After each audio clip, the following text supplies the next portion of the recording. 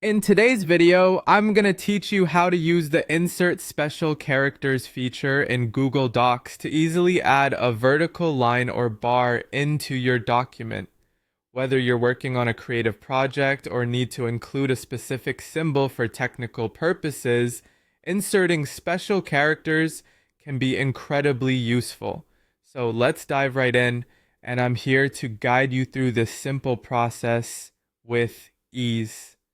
To start with, you'll want to have your Google Doc open and ready for editing.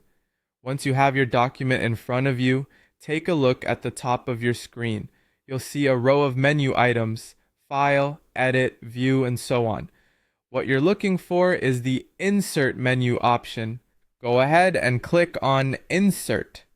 After clicking Insert, a drop-down menu will appear.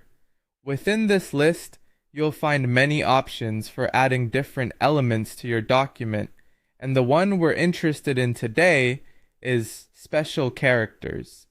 Click on it and you'll be taken to the Special Characters dialog box. This is a nifty little tool that Google Docs provides, giving you access to a wide array of symbols and characters from different languages, styles, and categories. Now that you're in the Special Characters dialog box, you'll notice a couple of things. On the left side, there's a search box that says Search by Keyword with a magnifying glass icon.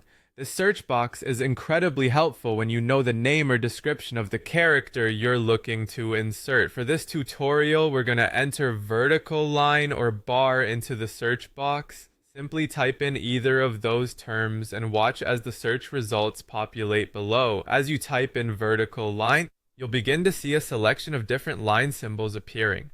The one you're likely looking for is the simple vertical bar, which is often used for separating items in lists or formatting text.